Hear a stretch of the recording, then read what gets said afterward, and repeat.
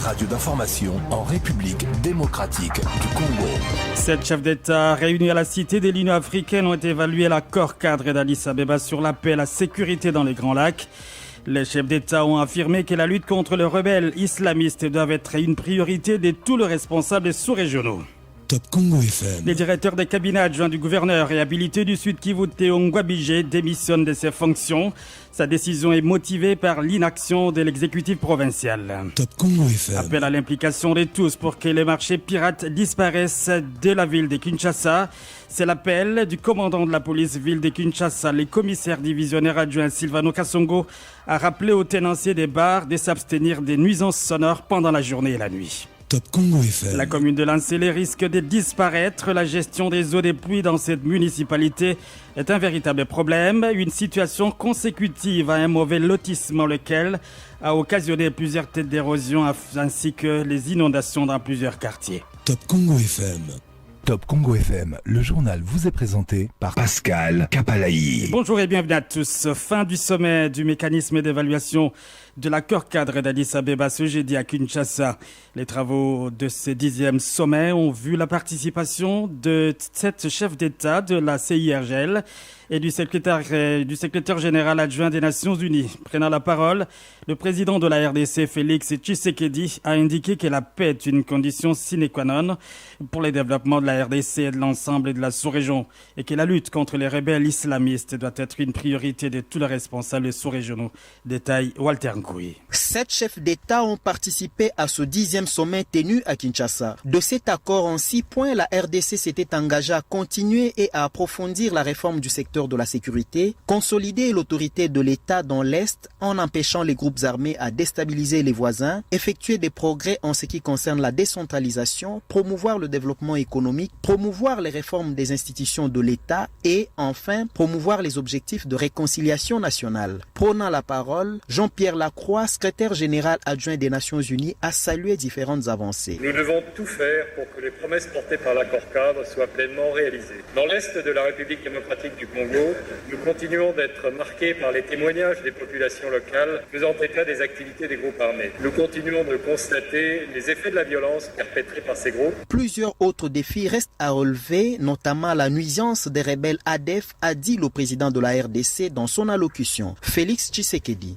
9 ans se sont écoulés depuis la signature de l'accord d'Addis Abeba qui, jadis, avait suscité tant d'espoir, notamment celui de l'avènement d'une nouvelle ère dans la région, celle d'une paix, d'un développement durable, transcendé et matérialisé par une série d'engagements auxquels ont souscrit les parties prenantes que nous sommes. Plusieurs défis demeurent à être relevés pour rompre la spirale de violence découlant de l'activisme des groupes armés locaux et régionaux qui constituent une sérieuse menace à la sécurité et à la stabilité régionale. Claude Ibalanki, coordonnateur du mécanisme national de suivi, le messager de paix de Félix Tshisekedi, s'est déployé depuis un temps dans la sous-région pour assurer le succès de ce sommet d'une part et d'autre part la pacification effective de la partie orientale de la RDC. C'était un reportage de Walter Nkouye dans la province de la Chopo. Les victimes de guerre dites de 6 jours à Kisangani réclament le paiement de la 2e tranche de frais de réparation promis par l'État congolais. Ces paiements qui devraient intervenir au mois de juin 2021 tardent toujours à venir. Une centaine de ces victimes de guerre qui avaient opposé il y a 21 ans les armées rwandaises, ougandaises à Kisangani se sont retrouvées ce jeudi à la place de martyrs pour exprimer leur mécontentement. Dieudonné Katoussi, président ad interim de l'association des victimes de guerre de Kisangani, a indiqué que l'État congolais appelle une fois de plus à l'humanisme du gouvernement congolais. On l'écoute au micro de Godelive Omondo. Notre rencontre ici, cela montre un mécontentement parce que nous réclamons encore ici notre DTO, la somme restante de paiement de réhabilitation provisoire des victimes de guerre de Kisangani. Nous demandons aux autorités compétentes d'activer cette situation pour qu'on puisse nous amener cet argent ici. Nous avons plusieurs difficultés ici. Notre moyen de vivre ici tout d'abord, on peut vivre les soins médicaux, parce qu'il y a des infirmes, il y a des victimes qui tombent aussi parfois malades, mais il n'y a pas moyen de les aider parce qu'il n'y a pas un hôpital. Il y a aussi des enfants aussi qui sont non scolarisés à cause du paiement de l'argent. Il y a plusieurs victimes ici qui possèdent des éclats dans leur corps, à commencer par moi-même ici. J'ai des éclats ici, un peu partout ici dans le corps. Chaque fois le soir, on tombe parfois la fièvre à cause de ces éclats. On est comme ça délaissé. Et nous voulons qu'on puisse être en possession de cet argent tout en attendant l'argent de la Cour internationale de la justice. Mais nous voulons tout d'abord l'argent du gouvernement de Kinshasa. Nous demandons un hôpital de soins médicaux des victimes de guerre ici à Kisangani. Nous avions également demandé notre mausolée au niveau de la cimetière de 6 jours pour la visibilité parce que c'est là où résident nos frères décédés ici à Kisangani. Dieudonné Katossi, président d'intérim de l'association des victimes de guerre de Kisangani. Et dans la province de l'Ituri, plus de 60 000 déplacés vivent dans le site de Djougou, à environ 80 km de la ville de Bunia. Le secrétaire général adjoint de l'ONU, Jean-Pierre Lacroix, leur a rendu visite en compagnie du ministre de la Défense, Gilbert Kabanda. Et il a réitéré l'engagement des Nations Unies d'accompagner la RDC dans l'éradication des groupes armés dans l'est du pays. Détail, Cyril Milandou. À leur arrivée dans l'est de la RDC, le ministre de la Défense nationale a déclaré avoir accompagné le secrétaire général adjoint de l'ONU chargé des opérations de maintien de la paix, Gilbert Kabanda. Je suis venu à Goma accompagner l'adjoint du secrétaire général, M. Jean de la Croix, qui est venu en mission à Bunia et à Goma. Le gouvernement m'a délégué pour représenter le gouvernement accompagner le secrétaire général dans cette mission. L'essentiel a été la visite du camp Ro de Bunia. Et après cette visite-là, les réfugiés qui sont là-dedans, comme vous le savez, nous avons pris l'avion pour venir à Goma continuer sa mission. Le secrétaire général de l'ONU, Antonio Guterres, a dépêché Jean-Pierre Delacroix pour cette visite dans l'est de la RDC. Il m'a demandé de transmettre aux autorités nationales, locales et à toute la population sa profonde solidarité et aussi sa détermination, qui est notre détermination commune, de faire un plaidoyer pour que la population congolaise bénéficie de tout le soutien dont elle a besoin, y compris l'aide humanitaire bien sûr, mais aussi le travail en matière de sécurité que nous faisons inlassablement ensemble, malgré les difficultés, mais que nous sommes résolus à poursuivre. La délégation congolaise et onusienne s'est rendue à Djougou en Ituri, à 80 km de Bunia, où vivent 60 000 déplacés qui sont sous la protection des casques bleus de l'ONU. C'était un reportage de Cyril Miland. On va parler de l'insécurité dans la ville de Kinshasa. Des policiers, des militaires et des civils ont été interpellés pour extorsion, tracasserie, vol à main armée et enlèvement dans les taxis. Plus d'une trentaine de ces présumés criminels ont été présentés au commissariat provincial de la police ville de Kinshasa. Pour les commissaires provinciaux en charge de la police administrative, les commissaires supérieurs principal Edi Mukuna, toutes ces personnes interpellées seront déférées devant leur juge naturel. Parmi ces présumés criminels, il y a 12 policiers qui semaient la terreur dans la commune de Kalamou. Le bourgmestre Jean-Claude Kadima a déclaré qu'il revient à la population de dénoncer toutes sortes de dérapages. On l'écoute. Nous avions saisi la police et coup de chapeau, félicitations à la police parce que la police a fait son travail. Ils sont au nombre de 12, mais jusque-là on a arrêté au moins 7 ou 8, c'est déjà une très bonne chose. La première des choses, nous devons rester vigilants parce que c'est la vigilance de la population qui a démasqué ces groupes. Donc nous sommes restés unis, la vigilance tous azimuts. Et à chaque fois, j'ai toujours demandé à la population de dénoncer tout mouvement un peu suspect. La police a fait son travail. Il reste maintenant à la justice d'en faire de même. La place Victoire et vers Bongolo, il y a trop de tracasseries des agents qui se réclament des services de renseignement. Qu'est-ce que vous faites pour que ce système soit complètement démantelé? Ce que nous sommes en train de faire, c'est vraiment une stratégie vraiment trop secrète. Mais je suis heureux pour vous dire que parmi ces tracasseurs, je les ai vus aussi. Donc c'est pour vous dire qu'il y a quelque chose qui s'est fait. Donc on a mis la main à quelques-uns et que les autres comprennent. Le bourgmestre de la commune de Kalamou, Jean-Claude Kadima, et les commissaires supérieurs provincial principal Edi Mukuna, il est chargé de la police administrative, a rappelé quant à lui que toutes ces personnes seront déférées devant leur juge naturel. On l'écoute. En ce qui nous concerne, nous sommes à l'étape préjuridictionnelle, donc nous entendons ces gens et puis nous rassemblons tous ces dossiers et nous les transférons au niveau des cours et tribunaux. Ça sont des criminels. En ce moment, comme l'opération Kanyamaka s'est momentanément arrêtée, pour le moment, nous les transmettons au niveau du parquet. La police, c'est leur police. La police demande la collaboration avec la population, dénoncer tous ces criminels. Ça va permettre au commissaire provincial de la police civile de Kinshasa de faire correctement son travail et de pourchasser tous ces malfrats de manière à ce que la population de Kinshasa puisse vivre dans la paix, dans la tranquillité. Ces présumés criminels ont été présentés au commissaire divisionnaire adjoint Silvano Kassongo et ses adjoints. Quelques victimes de ces bandes ont reconnu certains de leurs bourreaux.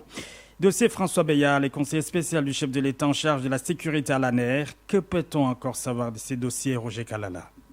François Beya toujours en audition à l'ANER, contrairement à ce qu'a annoncé Top Congo FM dans l'édition de 13h30 de ce jeudi. L'ancien conseiller spécial du président de la République, François Beya Kassonga, est toujours en audition au siège de l'Agence nationale des renseignements. Le patron de l'ANER ne s'est jamais exprimé sur le sujet comme annoncé au cours de cette édition et personne n'est donc en mesure d'annoncer que le dossier touché à sa fin tient à apporter comme correctif la rédaction de Top Congo FM. Une fausse information s'est glissée dans nos câbles et nous l'avons malencontreusement diffusée. La direction de l'information tient à présenter ses excuses pour cela.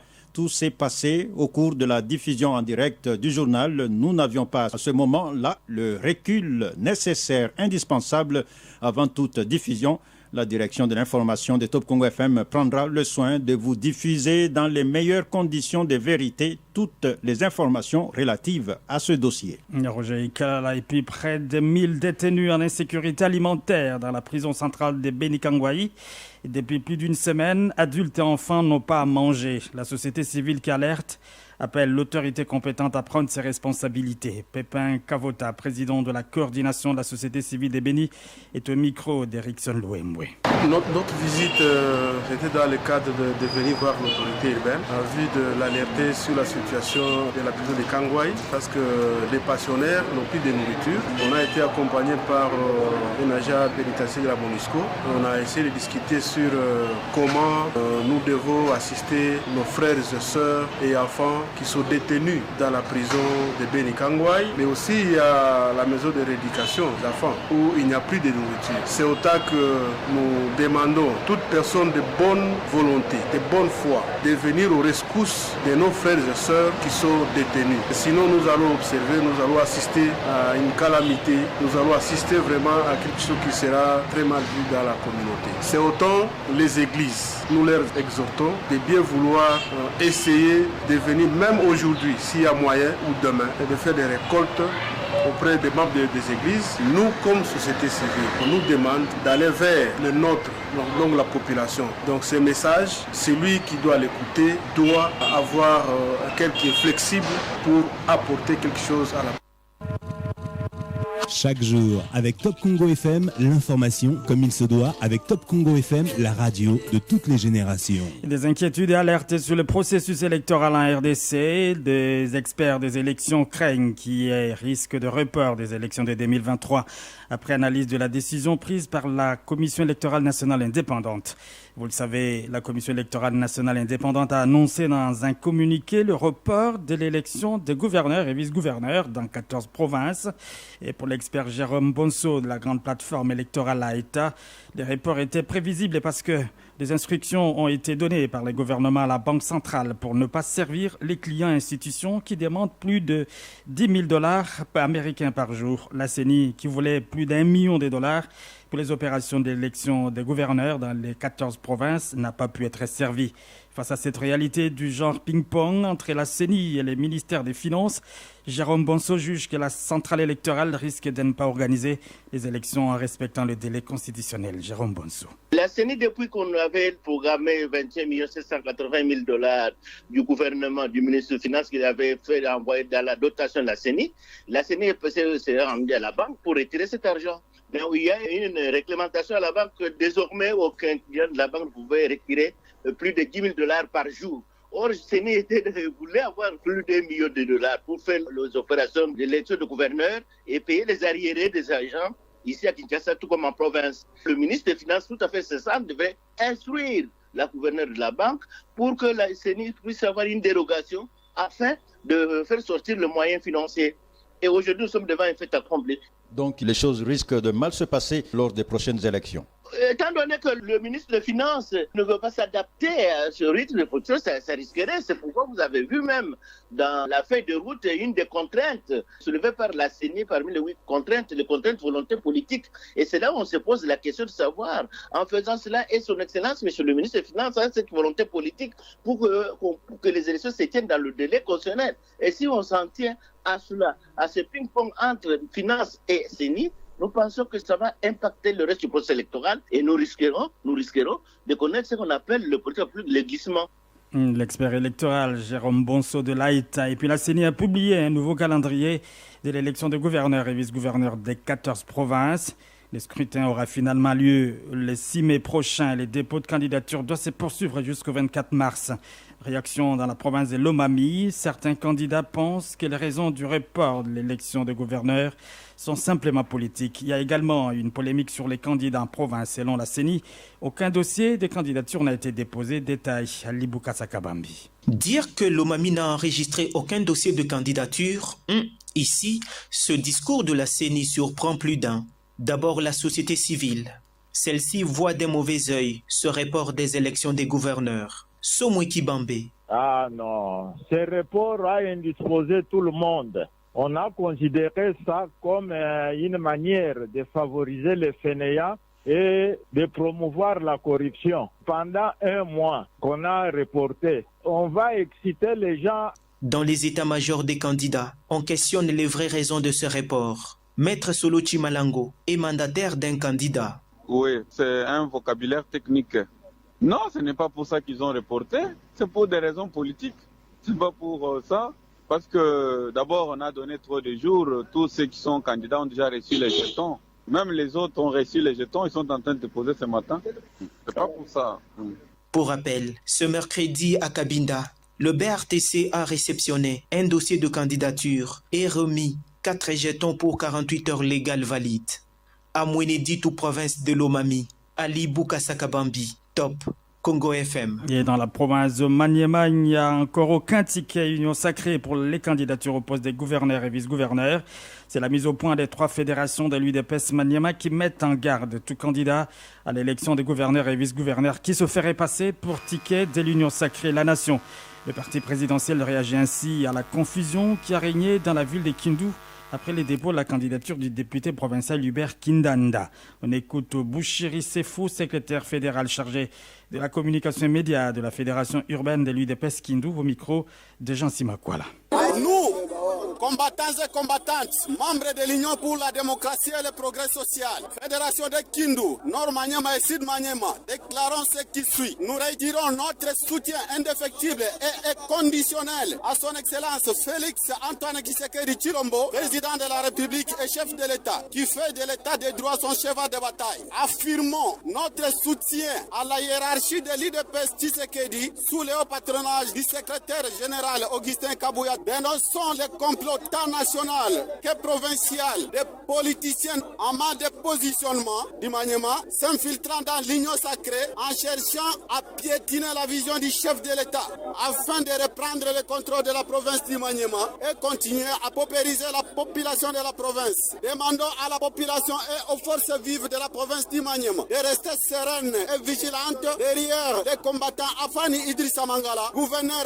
incontournable de la province qui incarne la vision du chef de l'État. Le peuple d'abord, dont les actions ne sont plus à démontrer. Que vive les combattants Félix Tshisekedi Tshilombo, président de la République. Que vive les combattants Augustin Kabouya, secrétaire général de l'UDPS. Que vive les combattants Afani Idrissa Mangala, gouverneur mérité de la province du Maniema. Que vive C'était Bouchiri Sefou, secrétaire fédéral chargé de la communication et médias de la Fédération urbaine de l'UDPS Kindu, au micro des gens Simakwala. Et à l'opposé du PPRD Mosaïque et d'Ensemble pour la République, les forces politiques et sociales de l'Union sacrée dans la Mongala se réjouissent plutôt de la répartition non encore officielle des postes de gouverneurs à élire le 6 mai prochain. Elles l'ont fait savoir dans une déclaration où elles appellent le MLC, Mouvement de libération du Congo, qui revient à la province de la Mongala, à porter son choix sur Crispin Ngundu Malengo. Écoutons plutôt les porte-parole Médard Mandungu au micro de Rachel Insoué. Nous, forces politiques et sociales, membres de l'Union sacrée province de la Mongala, avons suivi avec satisfaction la répartition des quotas de gestion des provinces concernées par l'élection des gouverneurs et des vice-gouverneurs par la haute hiérarchie de l'Union sacrée de la nation. Une répartition qui a objectivement tenu compte du poids politique et des équilibres géopolitiques de chaque composante au sein de l'Union sacrée de la nation. C'est la raison pour laquelle nous tenons à remercier vivement la coordination de l'Union sacrée pour avoir sagement confier la province de la Mongala au mouvement de libération du Congo du président Jean-Pierre Bemba Gombo, tout en signalant que ce choix judiciaire a rencontré les attentes de toutes les couches sociales provinciales de la Mongala. Aussi invitons-nous la haute hiérarchie du MLC d'opérer le choix de son ticket en tenant compte du résultat des consultations populaires qui ont incontestablement été en faveur de l'honorable Crispin Mbundu Malengo, qui ferait œuvre utile une fois à la tête de l'exécutif provincial de la Mongala, au regard de son expérience concluante passée. Par ailleurs, nous invitons la coordination nationale de l'Union sacrée à demeurer constante face à la pression prédatrice des politiciens opportunistes qui cherchent à changer la donne pour continuer leur sale besogne de gloutonnerie politique. C'était donc là. Médard Mandungu, il est porte-parole de Force politique sociale de l'Union sacrée de la Mongala. 3 jours après le retour du gouverneur Théo Ngwabije en province, le premier défection s'enregistre dans son quartier général. Le directeur des cabinets adjoints, Maître Daniel Louaboshi, vient de démissionner de ses fonctions. Dans une lettre adressée au gouverneur du Sud-Kivu, ce dernier motive sa démission par l'inaction du gouvernement provincial qui, dans 2 ans et demi, n'a pas pu répondre aux attentes de la population. Devant la presse à Bukavu, j'ai dit, Daniel Louaboshi, qui est aussi l'interfédéral de l'UNC au Sud-Kivu, a promis se concentrer au travail de son parti politique pour bien se préparer aux élections de 2023. On l'écoute au micro de Grace Lola, notre permanente dans la région. Mon parti politique, c'est le parti majoritaire à l'Assemblée provinciale. Tous nos élus ont voté pour la motion de censure qui avait été votée contre notre gouvernement. La Cour constitutionnelle a décidé autrement. La décision de la Cour, personne ne va la contester. Mais nous avons constaté que cette décision n'a pas rétabli la confiance qui avait déjà disparu entre les députés provinciaux, la population et notre gouvernement. Ce que les députés provinciaux avaient fait, c'était en réponse à une demande populaire, parce que le site kivusien n'a pas su se retrouver dans l'action de notre gouvernement, en conformité avec ma conscience, avec les orientations de mon parti, en conformité avec les orientations et des députés provinciaux et de toute la population. J'ai estimé que je ne peux plus continuer à assumer ce rôle de directeur de cabinet adjoint. Par conséquent, j'ai pris la décision personnelle et volontaire de pouvoir démissionner. Nous avons fait appel pour que toute la population du Sud-Kivu, tous les militants de l'INC, ainsi que toute l'opinion tant nationale qu'internationale, soient informés que désormais, moi, Daniel Louaboshi, je ne fais plus partie de ce gouvernement. J'ai décidé de me consacrer uniquement au travail du parti afin que nous puissions le préparer pour les élections de 2023. Le journal, toute l'info du canal Info, la fréquence, utile de Kinshasa. Lutte contre la fraude minière, développement communautaire. Les ministres des Mines, Antoinette Ntsamba, a réuni autour d'elle de partenaires qui évoluent dans ce secteur des mines pour faire l'état des lieux de la mise en œuvre des résolutions des États généraux de mines de juillet 2021.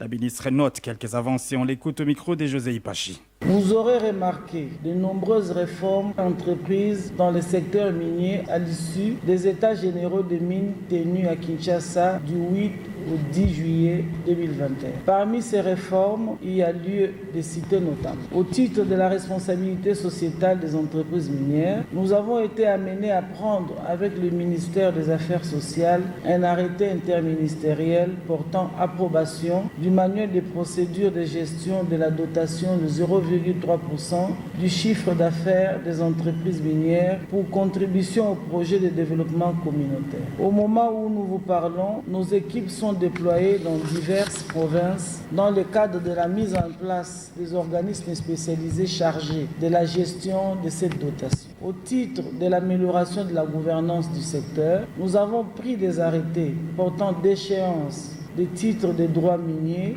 et de carrières pour non-paiement de droits superficiels annuels par carré. C'était la ministre des Mines, Antoinette Nsamba. Des exploitations minières artisanales dans le parc national d'Upemba, situé à cheval entre les provinces du Katanga, Lualaba et Olomami. C'est le constat fait par une ONG des promotions et protection des droits humains et de l'environnement au terme d'une mission d'enquête qu'elle a diligentée dans cette partie du pays, selon la Ligue nationale paysanne des droits de l'homme. L'impact de cette exploitation se fait déjà sentir sur l'écosystème, avec notamment la perte de certaines espèces animales, comme les buffles. Les LINAPTO a partagé les conclusions de ces enquêtes avec les conseillers de la vice-première ministre et ministre de l'Environnement pour qu'une solution soit trouvée. On écoute Fabrice Kalombo, il est coordonnateur provincial de cette structure dans les Hauts-Katanga. Il est sur des propos recueillis par Myriam Iraghi. Nous avons trouvé qu'il y a les exploitations minières qui se font dans le parc. Pourtant, au regard de la loi 14, qui est la loi en la matière de conservation, elle interdit toute exploitation minière dans le parc et dans ses aires protégées. C'est la raison pour laquelle on devait voir le ministère des tutelles pour demander pourquoi accepter ou garder silence devant une telle violation. Et hormis les exploitations minières dans le parc, nous avons trouvé les conflits entre hommes et éléphants qui fait à ce que la population de Bukama aujourd'hui est en train de passer une vie misérable. Nous nous sommes dit qu'il fallait qu'on voie les autorités compétentes pour essayer de trouver une solution par rapport à ça. Oui, après les échanges avec le conseiller, parce que c'est pour la deuxième fois qu'il nous a reçus, ils sont prêts d'accompagner cette mission. Ils sont prêts de descendre et aller palper de doigt la réalité. Voilà la raison qui nous pousse à ce que nous puissions voir les autorités compétentes pour trouver une solution, parce que nous sommes en train de perdre les espaces rares que nous devons en principe protéger. Fabrice Kalombo, coordonnateur provincial de la Ligue nationale paysanne des droits de l'homme. On va parler de plusieurs champs qui sont détruits par des éléphants divagation à Kabalo dans la province de Tanganyika. Selon Guillaume Massola, coordonnateur de la société civile Force Vive, c'est depuis 2020 que ces éléphants dévastent les champs de la population. Il indique que cette situation est à la base de la hausse du prix de beaucoup des produits de première nécessité. Il appelle les autorités en province à trouver des voies et moyens afin que ces animaux soient refoulés. On écoute Guillaume Massola au téléphone de Fabien Kambinzi. La situation des éléphants, c'est une situation qui nous embête à Kabalo. Depuis que les éléphants ont commencé à défiler en 2020, jusqu'alors, il n'y a pas de dispositions prises pour empêcher. C'était donc la Massola. On présente des excuses par rapport à la qualité sonore de cet élément. Et puis tout le monde doit s'impliquer pour que tous les marchés pirates disparaissent de la ville de Kinshasa ou dans la ville de Kinshasa. C'est le commandant de la police, ville de Kinshasa, qui l'a déclaré dernièrement au cours d'une réunion avec tous les commandants des districts et des bourgmestres de la capitale. Le commissaire divisionnaire adjoint Silvano Kassongo a rappelé aux tenanciers des bars de s'abstenir des nuisances sonores pendant la journée et la nuit. Sinon, la police va saisir les matériels de sonorisation. Silvano Kassongo est au micro de Cyril Milandou. Les commandants ont été instruits d'être derrière les bourgmestres. Vous savez, on a beaucoup parlé, on a aussi agi concernant les sachets, l'opium, concernant aussi les marchés pirates. Vous savez ce qui s'est passé à Matadibala. Nous déplorons la mort de nos concitoyens. Mais nous devons faire tout pour que tous les marchés pirates puissent disparaître. C'est un travail de longue haleine, mais on va le faire. On va accompagner l'autorité politique administrative. La police est prête d'être derrière l'autorité urbaine pour qu'on mette de l'ordre. Puis nous demandons aussi à la population de nous accompagner. Nous mettons aussi en garde les tenanciers des bars et terrasses qui sachent que la nuisance sonore, c'est une infraction. Le tapage diurne ou nocturne, c'est une infraction. Nous avons la loi, nous avons l'édit de l'Assemblée provinciale. La police a été instruite pour traquer tous ces gens-là qui ne respectent pas. À partir de 21h, on doit arrêter la musique. Si vous jouez la musique à tue-tête, que ce soit la journée ou la nuit, la police viendra arracher, prendre les baffes, arrêter même la personne et puis payer les amendes à la banque, bien sûr. C'était donc là le commissaire divisionnaire adjoint Silvano Kassongo. Relance du projet ABC, Alliance des bâtisseurs du Congo au ministère des Infrastructures et Travaux publics. Cela concerne la construction de 13,4 km de voiries dans la capitale Kinshasa, soit 11 artères, dont Masikita, Sayo, Malandi ou encore Kimwenza, où justement les engins sont en redéploiement. On va écouter les ministres des ITPR, Alexis Guizaro, qui fait ici les points après visite des chantiers, mais également Cédric Lungu, président de ABC, cette association des entrepreneurs congolais qui réalise les travaux au micro d'Eric Lokoki. Les travaux sont relancés. C'est 11 artères, mais aujourd'hui nous n'en avons visité que 6. Nous avons visité d'abord Masikita, dans la commune de Ngalema. Ensuite, nous sommes allés sur l'avenue Kwamut, commune de Kitambo. Nous avons constaté que les travaux sont achevés. On a asphalté l'avenue, bien que nous avons fait des recommandations en termes de qualité de l'ouvrage. Après Kwamut, nous sommes allés jusqu'à Pumbu. Ensuite, nous avons fait la boucle Ubangi et Sayo, qui va vers Ngiringiri. Là, on a remarqué qu'effectivement, il y avait de gros problèmes de remontée capillaire. Et pour terminer, nous sommes venus ici, au niveau de la boucle de Matete. Donc, il y a 5 autres artères pour lesquelles nous allons faire une autre visite dans les jours qui viennent, qui concernent aussi les avenues telles que Kimwenza. Les travaux vont commencer incessamment. D'ailleurs, au moment où nous parlons, les engins sont en train d'arriver. C'est un projet en partenariat public-privé. Ça voudrait dire qu'ils ont trouvé des banques qui les a financés et financé les travaux. Et l'État congolais, au travers de sa structure qui est le FONER, vient rembourser. Je confirme que tous les mécanismes ont été mis en place pour que les financements soient décaissés. La banque Sofibank a accepté la garantie que le ministre d'État lui a fournie. Nous avons eu le premier décaissement et nous avons repris les travaux sur tous les 11 artères de la capitale. Je rassure la population congolaise que les travaux ne vont pas durer. Les plannings d'exécution seront respectés. C'était donc là le ministre des ITPR, Alexis Guizaro, et M. Cédric Lungu, président de ABC, Association des entrepreneurs congolais. La commune de Lancélé risque de disparaître. La gestion des eaux des pluies dans cette municipalité est un véritable problème. Une situation consécutive à un mauvais lotissement, lequel lotissement a occasionné plusieurs têtes d'érosion ainsi que les inondations dans plusieurs quartiers. Et Amamid, association de mamans mobilisée à l'initiative des développements, sensibilise la population dans ces coins de la capitale à travers une tribune d'expression populaire, activité organisée en collaboration avec la fondation Anne Saïdel. D'après Eugénie Kakessa, présidente de Amamid, l'objectif est d'alerter les autorités mais aussi obtenir un changement de comportement de la part de la population. L'écoute au micro d'Isabelle Mwengo. Nous sommes dans une commune périphérique, une commune urbano-rurale qui reçoit les eaux qui viennent presque de partout. Nous sommes la commune au fait en 2 temps, la commune qui verse de l'eau sur l'autre partie qui est en bas, qui va vers les fleuves. Mais nous avons fait un constat que la commune risque de disparaître parce qu'il y a vraiment des érosions qui se créent de partout et particulièrement dans les quartiers dits qui côté Mangengenge, il y a vraiment une érosion là-bas qui a pris même des maisons. Il y a des familles maintenant qui sont dehors, qui ne savent pas où aller, qui ne sont pas assistées à cause des eaux de pluie. Nous avons pensé que c'était un grand problème, un problème épineux, où nous devons en parler avec la communauté, les chefs de quartier, les autorités communales, pour pouvoir trouver des solutions palliatives par rapport à ces problèmes. Bon, la responsabilité au fait est partagée. Il y a d'une part la population qui construit anarchiquement, mais si la population également construit anarchiquement, c'est aussi d'une part les autorités qui sont en train d'octroyer des terrains sans pour autant passer par l'urbanisation.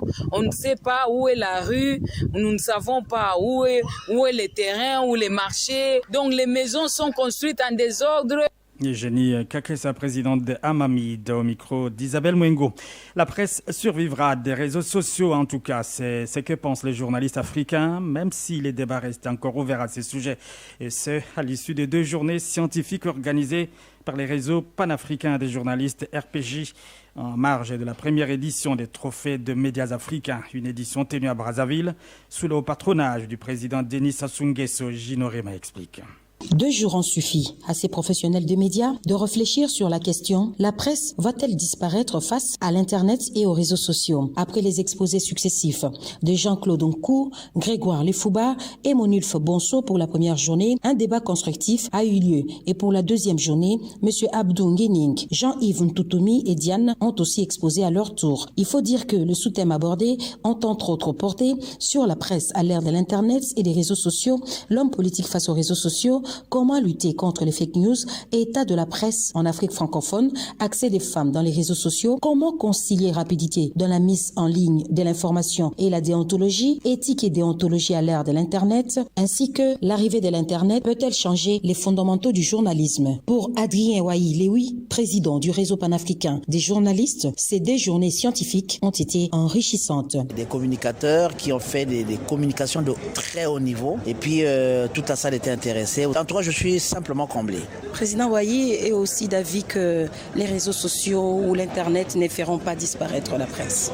Non, pas du tout. Avec les TIC, tout le monde devient producteur d'informations. Mais la seule différence, c'est qu'un professionnel d'info ne peut pas publier une photo sans légende. Déjà, si je vois une photo sans légende, je sais que ça, c'est pas un vrai professionnel et donc je mets en doute. Donc, moi, je ne pense pas. Ce sont les braconniers de la plume qui ont envahi le monde des médias. Mais il s'agit pour nous aussi, les professionnels doivent intégrer les réseaux sociaux aussi. Adrien Wayi-Lewi est aussi président du comité d'organisation de la première édition des trophées des médias africains, dont la cérémonie officielle de remise est prévue ce 25 février au mémorial Pierre Savorgnan de Brazza. Et en parlant de la cérémonie de remise des trophées de médias africains, aura lieu demain, vendredi 25 février, une idée du journaliste Adrien Wayi qui voudrait encourager la notion de la presse citoyenne en Afrique.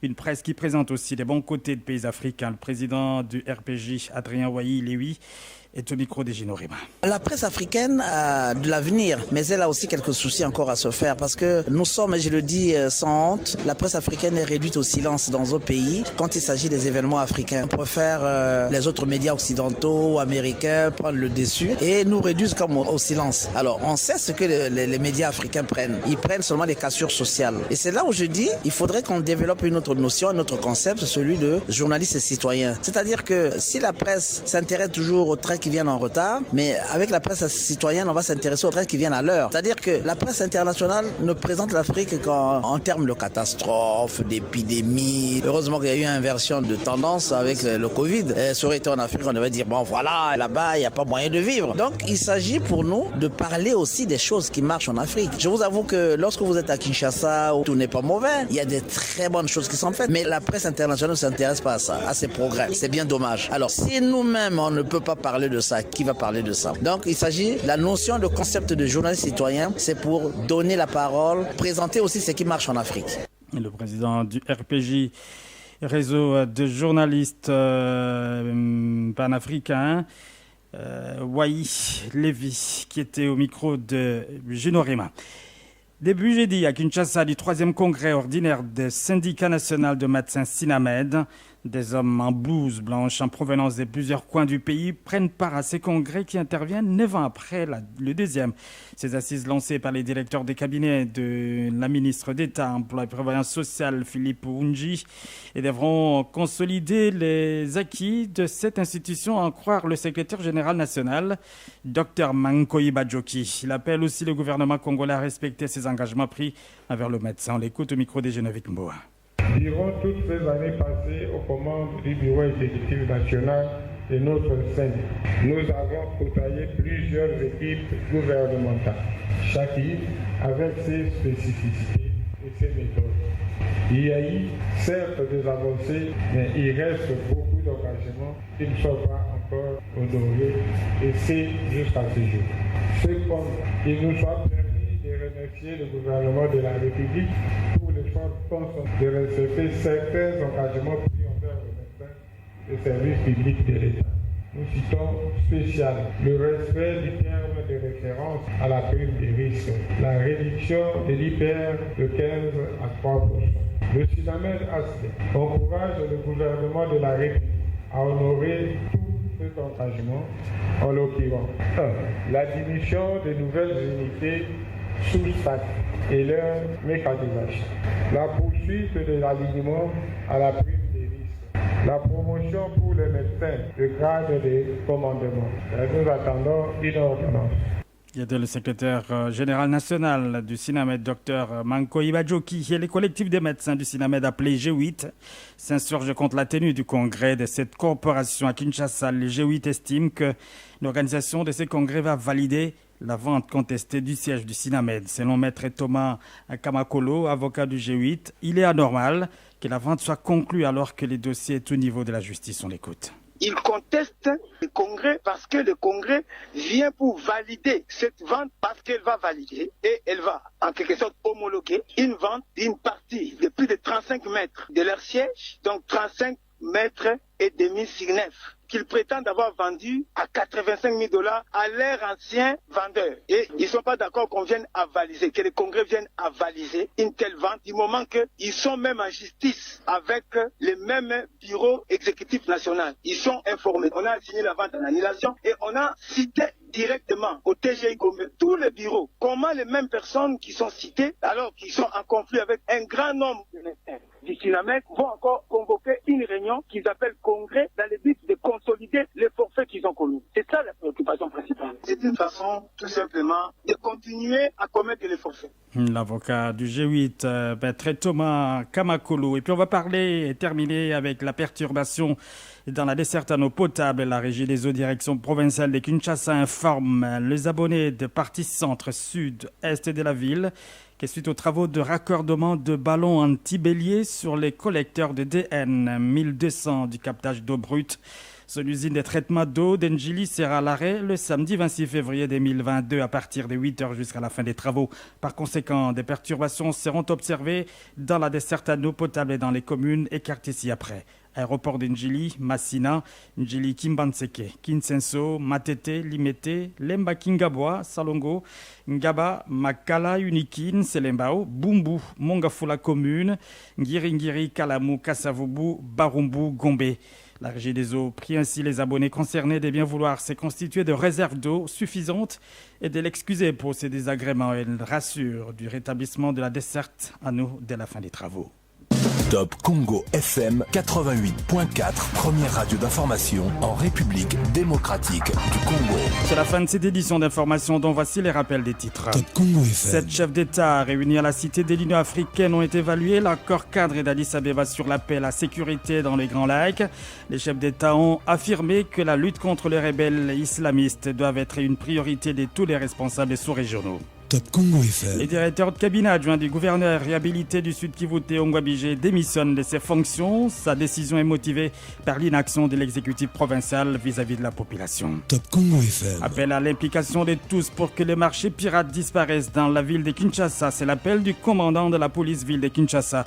Le commissaire divisionnaire adjoint Silvano Kassongo a rappelé aux tenanciers des bars de s'abstenir des nuisances sonores pendant la journée et la nuit. Top Congo FM. La commune d'Elancé les risques de disparaître. La gestion des eaux des pluies dans cette municipalité est un véritable problème.